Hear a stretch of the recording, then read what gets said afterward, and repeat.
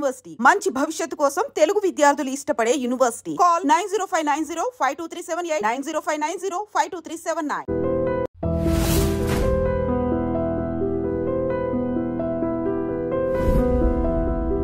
కాదమ్మా, నువ్వు పడ్డ కష్టాలు అక్కడి నుంచి వచ్చిన తర్వాత ఇక్కడ నుండి ఎవరు వెళ్లకుండా అటువైపు నువ్వు నీ వంతుగా ఏం చేస్తున్నావు? నా వంతుకు పోవద్దని నేను ఇల్లు తిరిగి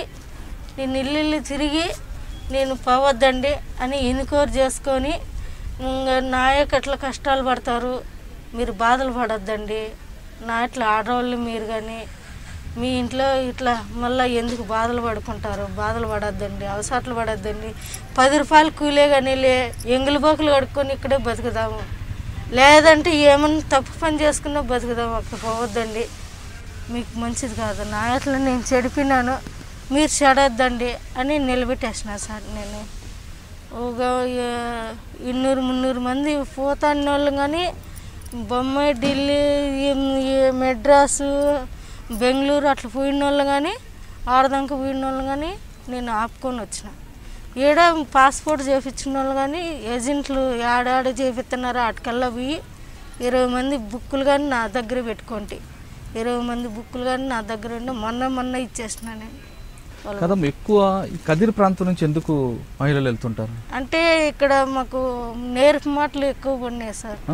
నేర్పు మాటలు అక్కడ దుబాయ్ లెక్క ఎక్కువ, మెడ్రాస్ అక్కడ దండిగా లెక్క వస్తుంది, కువైట్ లెక్క వస్తుంది, అక్కడ అమ్ముకునేది మాకు ఆడవాళ్ళకి తెలియలేదు కదా.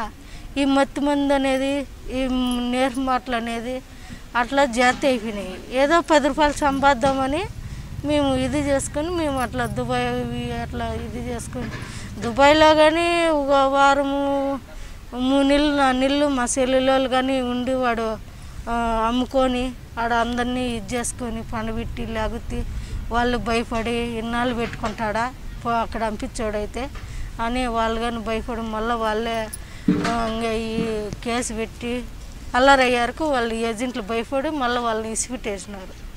అప్పుడు వాళ్ళు కానీ వచ్చేసినారు, మళ్ళీ పోయినారు, మళ్ళీ వాళ్ళు భయపడి మళ్ళీ అక్కడి నుండి వచ్చేసినారు. ఇప్పుడు మా మేడంతో మళ్ళీ వచ్చినారు వాళ్ళే. ఇప్పుడు గల్ఫ్లో వెళ్ళిన దగ్గర ఆ ఇంటి ఓనర్ కొడుకు ఇద్దరికి సాక్షితో ఉంటారా లేదా బయట వాళ్ళు కూడా తీసుకొస్తుంటారా? బయట వాళ్ళు కానీ ఇప్పుడు 10 మంది 20 మంది ఉండారంటే వాళ్ళ ఇంటి మగ పిల్లలే వాళ్ళు వచ్చి ఇప్పుడు వస్తాడు, ఒక కొడుకు వస్తాడు, వాడు వచ్చిన రోజు వెళ్ళిపోయాక మళ్ళీ ఒకడు వస్తాడు 1 గంట తర్వాత డ్యూటీ చేసుకొని. వాడు డ్యూటీ చేసుకొని వస్తుంటే వాడు బట్టలు మార్చుకుంటాడు, నీళ్ళు పోసుకుంటాడు, పిలుస్తాడు. పోకుండా పోతే మనము పని చేసేకి వచ్చినాం కదా, పిలుతాంట్లో టీ చేసుకొని పోతా, టీ చేసుకొని పోతాంట్లో వాడు వాకులు వేసేస్తాడు, వాకులు వాడితో ఉండి రావాల్సిందే. మళ్ళీ 1 గంట పోనాక ఒకడు వస్తాడు, వాడు అంతే టీ అని పిలుస్తాడు, వాడు అంతే. సాయంత్రానికి 10 మంది 15 మంది ఉండాల్సిందే. ఉండకని పోతే కొడతారు, ఏం దానికి వచ్చినావు నువ్వు అని. పక్కన పోతే కొడతారు, పోయినామంటే మనం తట్టుకోలేము. అంటే ఏ విధంగా హింసిస్తారా? హింసిస్తారు. ఎందుకు గట్టిగా అరిచినామంటే దిండ్లేసి పగబెట్టి దిండ్లేసి అదం పడతారు నోటికి. ఆ పగ నోటికి తగిలి దిండి వేసేవరకు మనకు తెలివి ఉండదు.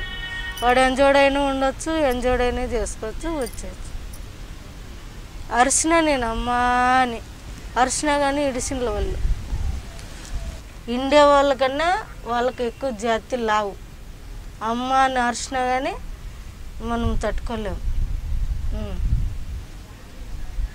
సైదు అరిచినా కానీ వాళ్ళు ఏం చేసినా ఏడుస్తారు. అవి ఏందో నూనె పూసుకొని ఇది చేసుకొని ఎందుకులే అవన్నీ చెప్తే మానం పోతుంది సార్ మాకి.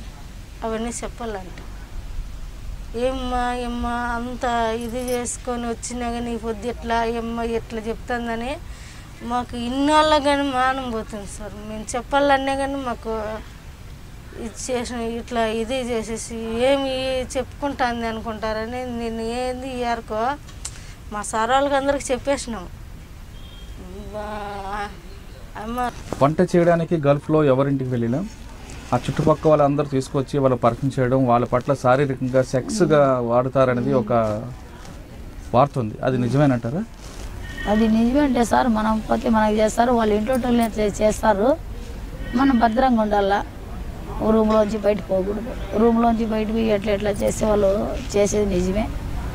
అట్లని ఇద్దరికి చంపేసినాడు పక్కనే. నేను ఉన్నానే రియాజ్లో సౌదీలో, ఇద్దరికి చంపేసినారు ఫిలిపీన్స్కి. అట్లే వాళ్ళే ఇంటి మనుషులే, వాళ్ళే రేపు చేస్తారు, వాళ్ళే పానాలు తీసేస్తారు. అనవసరంగా పట్టుకుంటారు రూముల్లో ఉన్నా కానీ మా మీదే శిక్ష వేస్తారు.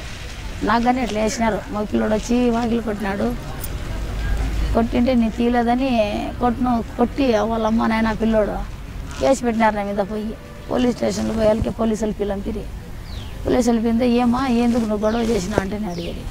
నేనేంటే నేనేం గొడవలు చేయలేదు సార్, నేను నా పని నేను చేసుకున్నా. అదో మధ్యాహ్నం పోయి రూమ్లో ఉండా, ఆ పిల్లోడు వచ్చి రోజు తలుపుతారు. నేను తీయలేదని కొట్టినాడు. కొట్టిండే నేను నంపుకేసుకున్నా, కొట్టినాను. వాళ్ళ అమ్మ వాళ్ళ ఆయన ఇసుకాన ఎత్తుకొచ్చి ఆఫీస్లో వదులుతామని పోలీస్ స్టేషన్లో కేసు పెట్టినా పిలుచుకొచ్చి. ఆ పిల్లాడు ఎందుకు తలుపు కొట్టాడు? తప్పుగా ఇది చేయాలని సార్, రూమ్లో వచ్చి ఇది చేయాలని. మళ్ళీ వాళ్ళు అట్లా చేసి మా మీద వేసేస్తారు.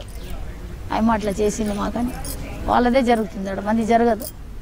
అట్లా చాలా మంది మోసపోయినారు, చాలా మంది అక్కడ ఇరుక్కుపోయినారు. చెప్పకూడదు, బాగా చాలా ఇబ్బంది పడుతున్నారు.